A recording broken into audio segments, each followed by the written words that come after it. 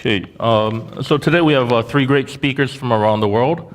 I'll let each one of them give a brief introduction on themselves.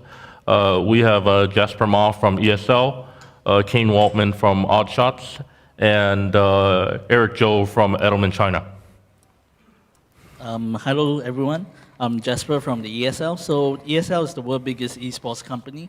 We operate most of the highest profile leagues and tournaments around the world. And I'm in charge of the business actually throughout the whole of Asia Pacific. Hello, everyone. My name is Kane. I started a company called Oddshot.tv. It's a tool for live streams. It lets you, or rather the viewers, capture instant replays off of live content. So naturally, this falls in pretty closely with esports due to the fact that there's many, many spectacular moments that happen throughout that. Coming up to our first birthday here next month and releasing the next version of our product. Well, first off, congratulations to your one-year anniversary. My name is Eric, and I work for Edelman China.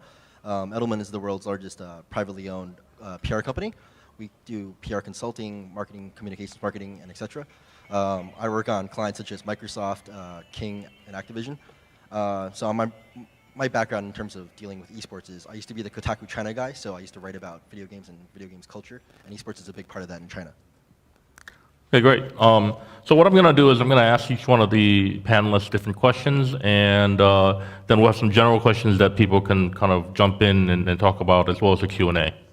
So we'll start with, we're missing one panelist, but then I'll share the questions among them. So starting with Eric. So China has its own ecosystem for esports and streaming, and I think it's very unique for compared to the rest of the world. Can you explain who the major players are and who the emerging players are? I mean, my understanding is Twitch isn't in China, so like who's really leading in China, and what's the landscape look like over there? Well, in terms of China, in terms of the landscape, there's the three biggest major players. You're looking at the operators of the games. So you're looking at Tencent, you're looking at Perfect World, NetEase. These are the three partners who do League of Legends, they do Dota, they do Blizzard, all the Blizzard games. So that's a big thing. But then you're looking at the platforms too. So you got Tencent's invested in Douyu TV, which is another Twitch-like Chinese game company. There's Huomao, there's Huya, there's Panda, which is a new bigger one that's coming out because it's got support from Wanda, or not so much Wanda, but Wants Its Home. And in terms of emerging, there's a lot of emerging ones. There's lots of small ones.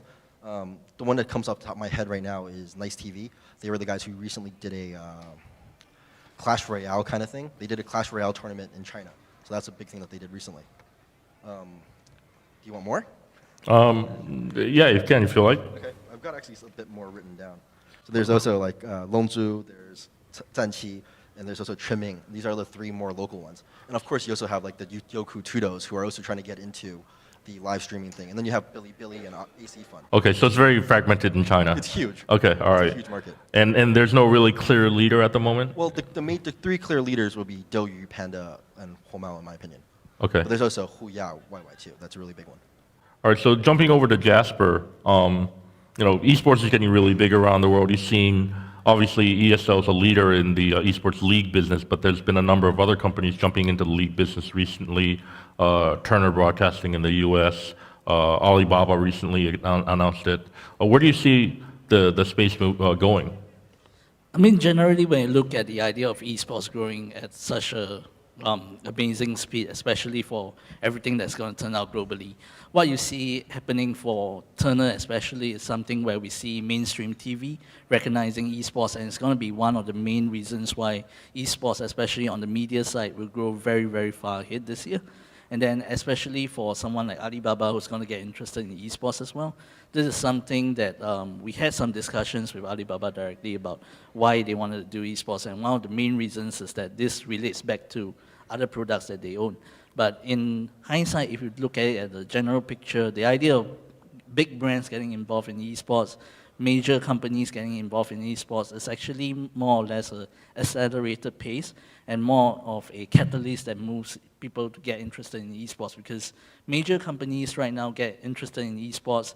Major athletes in the US, like Shaquille O'Neal, Rick Fox is getting involved in esports. This means that this is something getting more legitimate.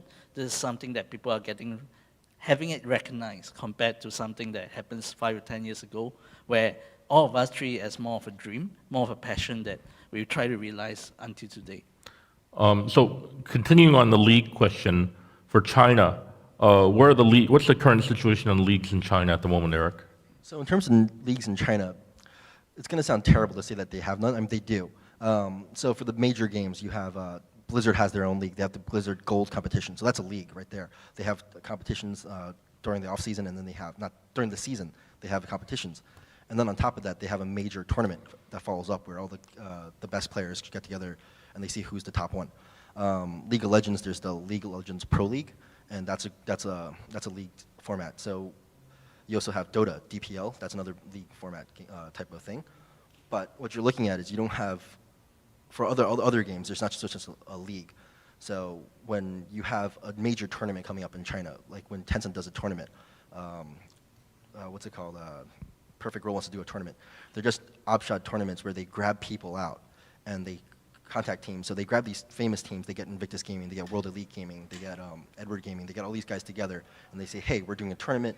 You guys want to participate? You guys participate. Here's the pool. So it's very loosely organized. It's very loosely organized. There's no major overarching group that's trying to create a league. So, yeah. All right. Well, I'm going to jump over to Kane right now because whenever people talk about esports around the world, everyone thinks of Twitch, and obviously Twitch is the 800-pound gorilla. But in the ecosystem, the value chain, there's a lot of different niches and there are different verticals. And Oddshot is a great company because they've been out for 12 months and already hit 8 million monthly active users. Kane, could you talk a little bit about kind of the overall ecosystem? Where do you think some of the opportunities are, outside of Twitch? Absolutely. Just maybe a little bit of background first as to even why this was created in the first place, Oddshot. Live streaming is a continuous media form, and oftentimes you need to kind of be there to be enjoying it.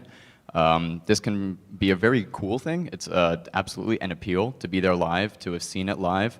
However, there creates new opportunity for you to miss out on that content as well. So in terms of a competition that might be happening in China, if I'm over in Europe, I'm going to miss that because it's not in my time zone.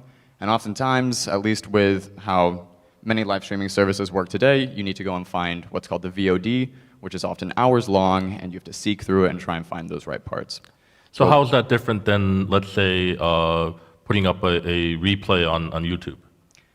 If you put up a replay on YouTube, it's actually not too different. The biggest difference here is the time factor. Okay. So previous to Oddshot, you would need to have your own recording system, and you need to be preemptively recording, so you know ahead of time that you're going to want to rewatch or edit or do something with this content afterwards. That didn't quite make sense to me with live media because you never know what's going to happen. And again, that's kind of the appeal. So what we did was we kind of apply this concept of retroactive capture. So instead of preemptively knowing that something cool is going to happen, it's much better to say, I just saw something cool that's happened, give me the previous content. So the speed factor here is that you no longer need to edit, record, and then upload that to YouTube, find an appropriate title, and then spread it. Here you just press a button, you immediately get a link, and then you can share that very, very quickly. And it's an easy way to convey an idea of what a live streaming event is about, and it's a good way to quickly market it. One of the biggest problems we saw with live streaming is it's really hard to kind of market your live stream. ESL does a great job. They have an amazing production team, so they do months of marketing prior. However, in the moment, that's when you need to have those viewers. And we wanted to provide kind of something that gives people who aren't watching live an at-the-glance type view at what is happening right then and there. And in terms of, say, YouTube, it takes just a little bit too long for that video material to land on them. Great, great. And then another question for you, since we're missing one of the panelists. So do you see this business getting a little bit more social? I mean, it hasn't been very social up until now, but Twitch has recently released a Friends feature. What do you think in general about the Friends feature? Do you see the direction moving more towards a social model? Twitch empowering kind of their social features is an interesting direction to take. I think it's one that we didn't quite see coming, but it is quite natural at the same time. In terms of friends, I don't see a direct play right now in terms of what their plans are. Of course, I think one of the kind of similar things that we have with them is the idea of tell your friends that something cool is happening right now, or share with them the fact that something will happen, or in our case, share with friends the fact that something did happen. I absolutely see opportunity for the social space around gaming and especially esports to grow. How that's exactly going to play out, I think, is still yet to be seen. And I also am not entirely sure if Twitch is the right platform for that kind of social networking experience. Okay, I see Jasper nodding a lot. Do you have anything to add, or are you just agreeing with Kane? I mean, like what I think specifically towards what Kane said is that when you look at esports as a media of entertainment that is, diversifying its resources worldwide to make sure that everyone gets involved in esports, there is going to be, for example, for ESL when we first started, we were having an exclusive with Twitch for at least about 3 years, just to help Twitch grow to its current state. So we became sort of the largest content provider on Twitch itself. But when we look at diversifying the fact that you need to make people have access to esports content regularly, and also at a pace where you need people to be able to accept it without overloading them with 4 to 5 hour VODs that they cannot accept. Something like what Kane has actually created in terms of Oddshot is basically giving you the best moments in esports. And then this is the reasons why people are getting involved in esports that easily compared to last time. Obviously, like what he said earlier, we have our part where we manage and market out the events, the VODs, the streams and stuff, but when you look at esports in general, now there's a point where we are reaching out to more people. ESL specifically is working on media rights where we are actually selling content to broadcasters, traditional, terrestrial, and actually global broadcasters who's going to be interested in esports. You see ESPN, you see Yahoo, you see all these major media platforms getting interested in esports because this is something they want to deliver to everyone around the world, and they need to find the best way to deliver it so that when more people accept esports, this thing grows even faster. It's interesting you bring up a lot of very familiar names that we wouldn't normally associate with esports. For the China market, are you seeing similar things happening where non-game companies are getting into esports, they're considering it? I mean, Alibaba is a great example. You would never expect Alibaba to jump into esports, and they just made a huge announcement around esports just a few months ago. Well, one of the big things was ESPN breaking into China in esports through their partnership with Tencent, and that was a big thing. I think the deal was that ESPN would have broadcasting rights for Tencent events globally. Basically, ESPN would share certain things, certain live streams or videos or highlights from what's going on in China to global audiences. In terms of other companies, the way China works, it's usually when someone's rich and they see someone else doing something else, they'll say, I want to take part in that, they just splash money. So Alibaba getting into the gaming market, it seems like a strategic move, but in reality, in how China works, Alibaba getting into gaming could just be Jack Ma saying, hey, everybody's doing this, I want to take part in this too. Well, I think also Alibaba looks to Amazon for inspiration. And if Amazon is doing esports and Amazon acquired Twitch, maybe there's something behind that as well. Oh, definitely, most definitely. So anyone else in China that, maybe call it a prediction, do you think that someone out there would be jumping into the space that would surprise us? Would surprise you? Or we're surprised Western audiences, let's say. I wouldn't say, I wouldn't know if this would be surprising to Western audiences, but I would say Baidu would probably be getting into, one company that would definitely be doing it. Okay. They've been poaching a lot of people from different companies to do games, so I can see Baidu being one of them. There's obviously Qihoo 360 that might be looking into doing something like that too. There's actually quite a lot of companies, but for them to be surprising, because they're all in the tech space, the Chinese tech space companies tend to follow and emulate everyone who has done something before them. Okay. So I can see that more and more companies getting into it. Interesting. Let's think of another direction. So going back to Jasper, and then from Jasper we can also talk to Kane about it. So how important is TV to esports? I'm looking at the current perspective. TV is more or less a medium that we sort of have to accept, although it used to be what we consider a traditional platform. It is something that we sort of think about for the past few years in a way that is more or less making it more accessible. Because right now, when we look at esports in general, obviously in the more developed countries, we always have the infrastructure to support broadcast, we have the infrastructure to support running leagues, running live streaming and everything. But when you look at TV as a medium, there's a lot of places in the world that actually has no good internet, that has no good resources to run esports content, there's no way to get kids or even the new generations of millennials where esports is actually targeting, to be more accessible to the content itself. So there's a lot of broadcasters and a lot of traditional TV folks whose interest in getting the content is to actually reach out to these new generations of millennials. And TV mainly being a traditional platform that already has a very wide reach, this is just making it easier for folks who doesn't have good existing internet infrastructure to receive the content and be immersed in it. And obviously from a local markets perspective, it builds esports in different local markets, because at the end of the day, something like, especially in Asia, we have 2,200 languages. We can't broadcast something in English and expect everyone to understand. So having TV folks and having TV getting interested in esports give it a very huge form of legitimization, and then obviously makes it more accessible to everyone involved in esports, be it publishers, be it developers, be it brands, actually everyone involved, fans, whatever that wants to be involved in esports gets to be involved in esports, because this was something we took 10 to 15 years to get achievable. And right now TV is something where you make, even something like when we still watch FIFA, we still watch NBA on TV. Actually, the numbers for live streaming NBA and live streaming FIFA is not as much as people watching it on TV, and that's how important it is TV could be. Okay. So Kane, so like you also are looking at this market. Do you see new technologies like yourself being more disruptive to traditional television or more complementary to it?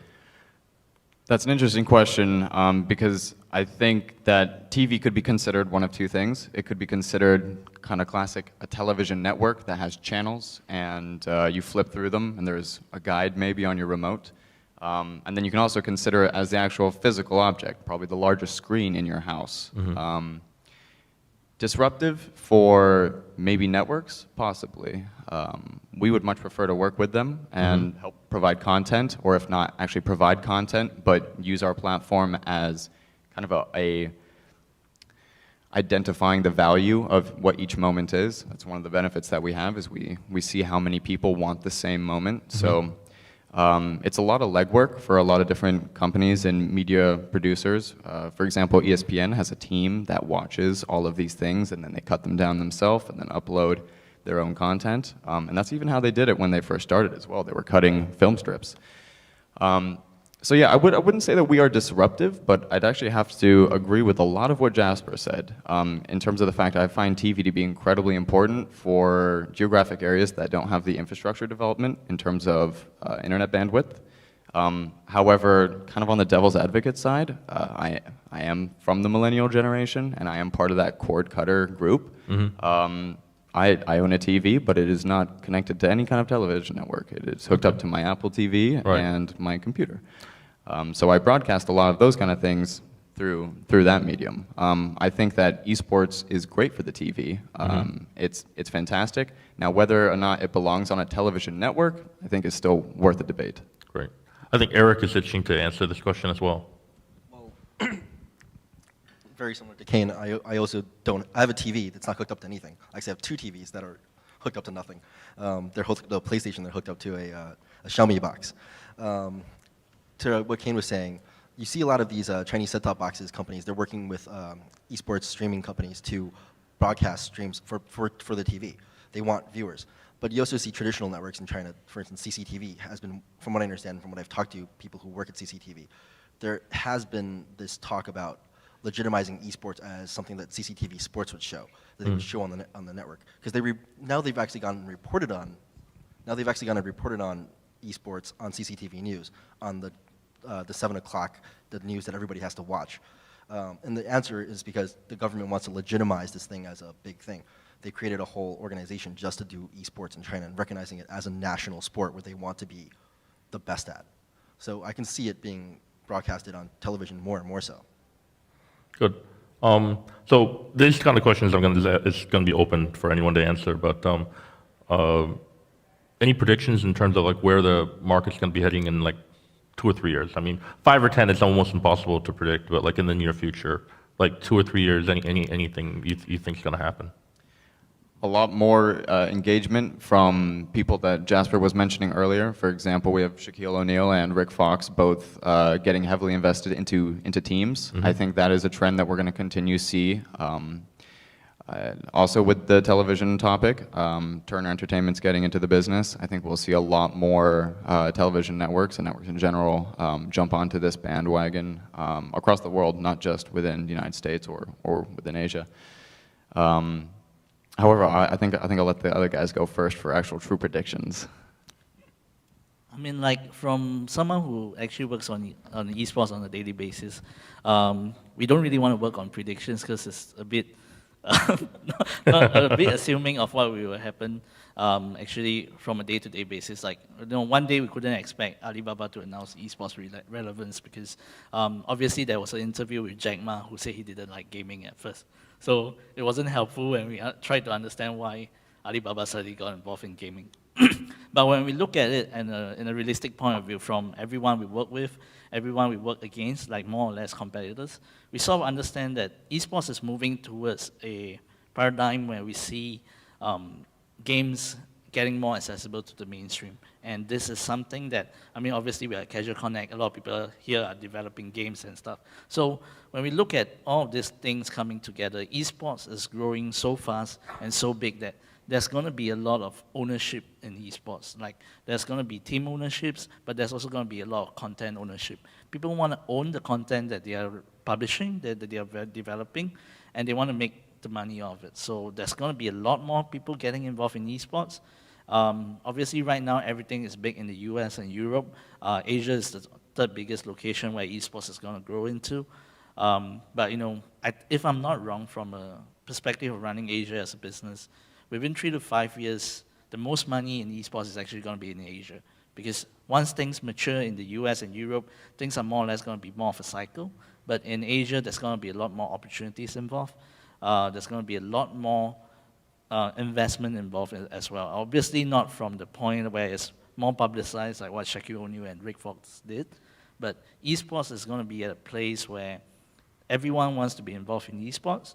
Everyone wants to own a pie of esports, and obviously there's ways to do it. You could do it by having a bigger partnership with more of the established brands that are already in esports, or you could go with the direct approach, but this is really a lot of money used, where you actually buy and build your own content. So obviously, coming back to the very first question when you asked me why is Turner getting involved in esports, a big TV station basically wants to own the content that it can monetize off in the near future or maybe in the later future. And esports is, obviously we don't want to draw the comparison to sports all the time because there's still a debate whether, being on a chair playing computer games is something equivalent to being on a running field and stuff. But when you look at it realistically from the business point of view, the industry is going to a place where we are doing media rights sales on almost a monthly, a daily basis for major events. And just to share, because this is something I shared at another conference as well, there's going to be, for the past 5 to 10 years, sponsorships has always been one major part of esports. So 100% of revenues could have come from sponsorship.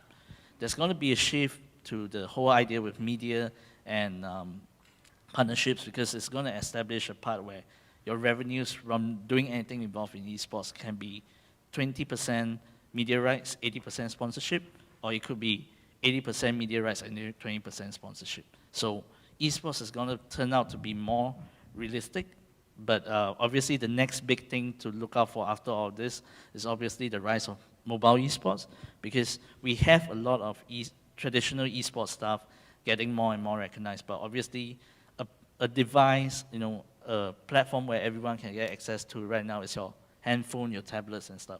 So guys like the ones doing Vainglory, the guys from Super Evil Make a Cop, obviously everyone knows Supercell with their Clash Royale things, their Clash of Clans.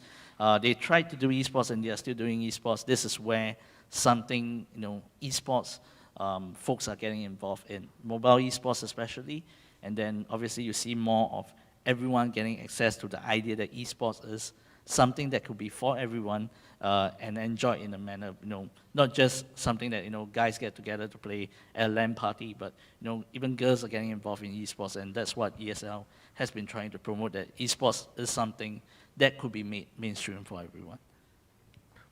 Eric, you want to answer the same question? So there's really not much more for me to say after what Jasper has set out. So I don't want to give a China prediction because we're talking globally, but one thing that I'm going to say is pretty outrageous is that I think in the next 3 to 5 years, probably 10 years, Tencent's going to take over the world. And, Okay. So, because adding on to what Jasper was talking about in terms of mobile, one of the most popular mobile MOBA games in China right now is Tencent's Heroes MOBA. It's literally League of Legends, but on your phone. Yeah. And that game it plays just as well as League. It's smooth, it's simple. So I can see mobile being the next major thing going forward, especially with more companies putting out quality titles that actually appeal to gamers. Well, I mean, at the moment, Tencent certainly appears unstoppable. So, all right, Kane. The only thing I can really add to the topic of predictions is I think that one of the things to really keep a close eye on are the games. We have big games right now, a lot of these PC games that are played as esports, Counter-Strike, League of Legends, Dota. Some of these games are getting quite old now. So Counter-Strike is very old, yeah. So in terms of what I'm really looking forward to, are new esport experiences. Yeah. And the reason why I think this is very interesting and something to keep a close eye on is because of the fact that mobile is becoming so much more predominant. And at least I'm personally not seeing a lot of really fantastic mobile experiences that have like competitive longevity. Yep. I haven't seen Heroes yet, but I'm very interested to see it. I mean, I guess I could just open up League of Legends and I would see it. But You have to play it though, because it's a mobile interface. But yeah, Yeah. You're very much right. I can show it to you right afterwards. Awesome. Right, so like Vainglory, it definitely caught my eye. They're also from Finland, so we are very close. However, there still feels like there might be something missing there. I wish I could put my finger on it because I'd go and knock on their door and tell them. But I'm sure that they're also considering some of the same things. But definitely, the games. I'm interested to see what, say, like Rocket League ends up being able to do. They just announced a partnership with Twitch to start a league. Yep. And I also think that's something we'll see as well, is these live streaming sites. Maybe getting a little bit nervous and seeing how guys like ESL and Turner are kind of starting to really control the league scene. And if that's where guys like Twitch are getting a lot of their viewership, they're going to want to control that in the same way that Turner wants to control their media. I mean, that's an interesting point you bring up. So, like, Twitch is actually now moving or diversifying from live streaming also into the league business. Do you see that as going to be a bigger part of their business overall? Absolutely. For the reasons that I just said, I think that they're going to see, or they might feel not threatened, but potential pressure of guys like ESL saying, "Hey, there's another live streaming site over here, and it's getting pretty popular." So I think Twitch and other live streaming sites. I wouldn't be surprised if YouTube got into the scene in some kind of way. Yeah. Yeah. So stuff like that. All right. Well, I'm not sure how much time we have left, but maybe we can pass some questions to the audience. Hi. So I'm not a big follower of the whole scene. I mostly follow fighting games on eSports. But what I see is a big kind of differentiation or a big barrier between what you guys do and what the developers of the games do. I see like everybody's kind of living in their own world, but you're all part of the same business. So I wonder if you guys see in the future both working together to improve all these things, and I don't know how you see that working. I mean, generally when you look at this particular topic, especially coming from the fighting games community, something we can share is that, and this is not wrong from the publisher's perspective, but when you look at developing a lot of games, and especially a lot of titles nowadays, from the perspective of being a developer or publisher, obviously the idea is that your IP is being used by someone else. And for a lot of the Japanese folks we work with, they are extremely protective of their IP because they put in a lot of effort to make a lot of good games, and they don't want it to be tarnished by someone who isn't familiar or who isn't hands-on with how much effort they actually put into their work. So you always get this constant feeling that, you don't see a lot of Japanese companies getting involved in esports yet, but probably in the next few years, they are actually getting involved in esports. And coming back to the fighting games topic, it's not that everyone's living in their own world. We actually have discussions with them most of the time. And right now, obviously, the use of their IP is seen in a different way from different perspective. From a legitimate esports perspective, we want to help promote the game because we know that the game has a lot of people playing it. But then there's also the perspective where you don't want your IP to be used wrongly. So there's going to be a lot of legal discussion. There's going to be a lot of monetization discussions happening in the back because we're trying to make sure everyone in the ecosystem benefits rather than, hey, let me get your IP, make use of it, and I throw it away. No one likes their games being done or managed in that way. So what we want to promote is a healthy ecosystem where, if your content is shown on TV, if your content is shown on Twitch, you get a cut of the revenue. You don't want to make a game that, you don't benefit from it because at the end of the day, it's your IP. It's not the league who owns it.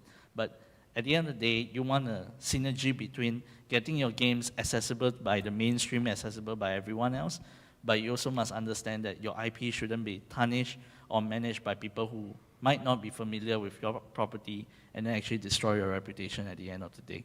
So I think that's where you want to understand why publishers don't behave like that because they don't want to be part of the esports world, but I think they want to handle it carefully because especially for the Japanese folks that we work with, even speaking to Konami and the rest, we get the same kind of reception. Everyone wants to protect an IP that will grow well, grow strong, and then obviously everyone benefits from it rather than, I have a monopoly, you have a monopoly, and then obviously there's going to be so much money involved, but no one knows exactly whether this is legitimate money or it's just, investment money going to waste kind of thing.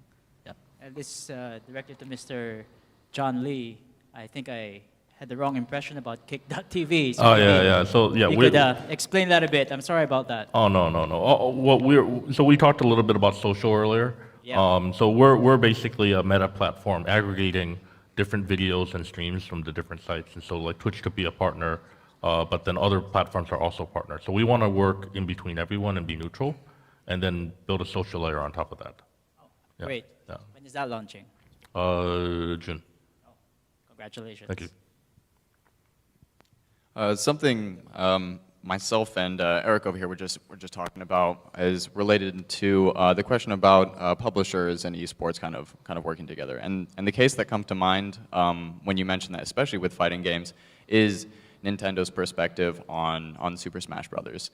Kind of to shine a little bit of light on that, we see Riot Games and their involvement with their league. It's very hands-on. They brand it, they name it, they run it. It's all kept within their own house. However, in the case of Nintendo, it was very much a community-driven system, and sometimes community-driven systems don't look quite as glamorous as big productions.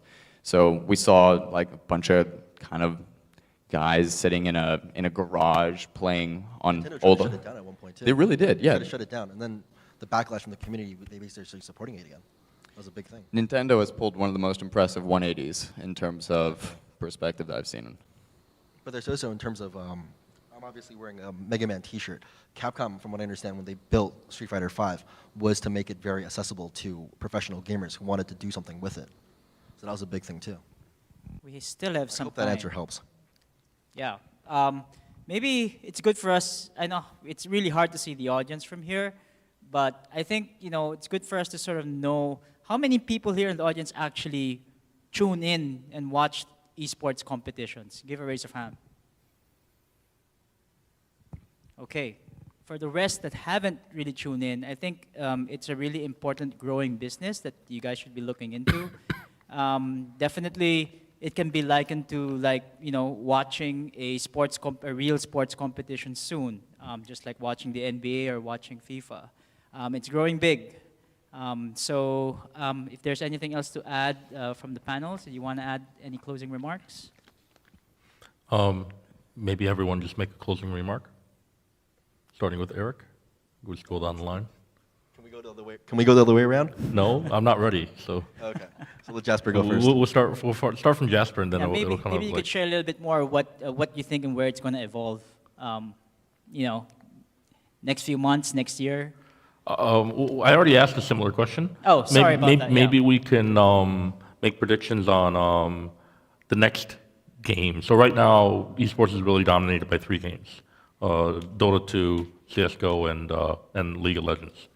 So next game, is it going to be a mobile game? Is it going to be another PC-based game? Is it going to be a console game? You know, what are your thoughts? Is the next game going to come from Blizzard? Is it going to come from EA? Is it going to come from a venture-backed startup? Well, I think most of the time, if you're pretty interested in watching video games all day, some of the games that really catch people's attention is games like Vainglory, at least on mobile. Vainglory really pushed the idea of having a mobile experience really well designed, and it's actually supported. I mean, in the Apple advertisement when it first started out, being marketed by Apple directly. We also have guys like, Supercell, familiar with Clash of Clans. People will probably be familiar with Clash Royale, doing very, very well in terms of the numbers that they are showing. And from a traditional platform perspective, I think, realistically speaking, Overwatch offers a lot of innovations in terms of the way the game is being presented. Obviously, there are some mechanics that are being reused from traditional titles, but most likely going to be the next big esports as well. But I mean, the whole idea of doing esports, this is something I share as well, that actually doing esports is not just cashing in on whatever esports present or putting in 10 to $15 million saying, hey, we are doing esports, we are legitimizing esports. Being involved in esports is probably something you have to look at realistically and ask yourself, if you're getting involved in esports, is it something you can really make money in return? And don't invest in esports just because it's the next big thing. Running esports is not as easy as one might imagine, given the fact that we took 15 years for us to reach here. So we don't want people to get involved in esports just because you have money, but be involved in esports because you have plans to make a great game, a great platform, a great league, even being competitor to companies like us. The idea is that you need to have a good objective, a good end game to really be involved in esports, because there's a lot of money involved, not just from the amount you earn back, but the amount you start out with is actually a huge investment. Samsung, for example, spent $100 million every year for World Cyber Games when it first started out. Same for a lot of other major companies. You're going to invest 10, 20 million easily over the years. And is this something you want to look at, knowing that you have the ability to make it back? Or else, getting involved in esports is a very, very big investment at the start. And without the right execution, you end up missing and jumping on the bandwagon and not producing anything worthwhile, actually. Yeah. First, I want to mention kind of the accessibility of games. Whenever I talk to someone who does not know a lot about esports or is even less familiar with games, I often like to show them clips from my platform, and I do a couple different games, and I want to get their initial impression. When I show them League of Legends, they have no idea what's going on. It is a visual mess to them. And one of the things that I think has been driving esports as of late is kind of this new user adoption. One of, I think, our most popular game on our platform is Counter-Strike Global Offensive. And it's one of the games that we've seen really grow the past 3 years. And one of the reasons why we think that that's the case is because it's quite cut and dry as to what is happening. It's 5v5, people are holding guns that we've seen before, and they're killing things that look like humans. So that's pretty understandable, and it doesn't take that long to understand what is going on in the game. However, in things like Dota and League, you need to be a part of that scene to understand what is happening, and even more so to take any value out of the actual broadcast. So with my game, I'd have to probably say Rocket League, even though I kind of want to jump on the Overwatch kind of bandwagon here. But Rocket League because of how accessible it is. They are cars hitting balls into goals. Everyone that I've shown that to, it becomes very apparent as to what they're watching, and they understand why there is a skill gap there when I explain to them that these cars have rockets on the back of them. However, Overwatch is definitely something I'm going to keep a close eye on. I kind of do, though, group Overwatch in the same category as League of Legends and Dota. It's a very frenetic game. There's lots of things happening, a lot of visual cues. Even audio is very different in Overwatch. Audio plays a big part in how you plan your tactics. When you can hear someone has used their ultimate ability, there are audio cues for all those different things. So there's a lot of stuff happening. On top of that, Overwatch is interesting because it's one of the first objective shooters since Team Fortress 2 that is trying to make a big push into esports. And we haven't really had a first-person shooter with an objective esports feel in a long, long time. So I'm very curious to see if that's something that the public's going to be able to attach onto. Obviously, it's Blizzard. They have a lot of money to work with here, and they're going to be pushing this very, very solidly. It is a fun game. It's very tight. However, yeah, I'm going to still stick with Rocket League. Rocket League? So I actually agree with Rocket League. Rocket League is amazing. It's ridiculous fun. Just watching cars run into giant balls and like, you can get my my very juvenile humor. But yeah, Rocket League was great. I agree with all the points on Overwatch, but I am gonna put my money on probably.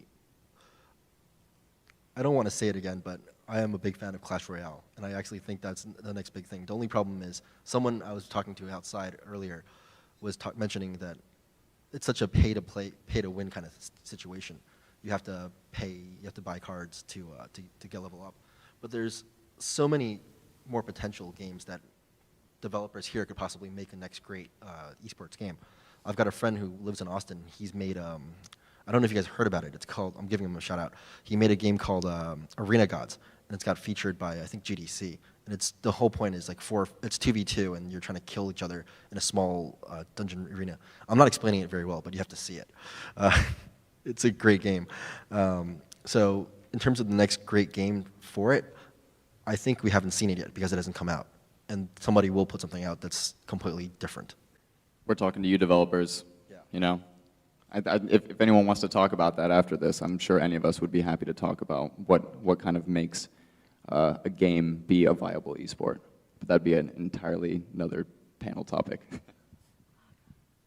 Okay, great. All right, so great. yeah, so that's Rocket League, Overwatch, and Clash Royale. Take a close watch on those games, and thank you very much. A very informative panel. Thank you. Yeah.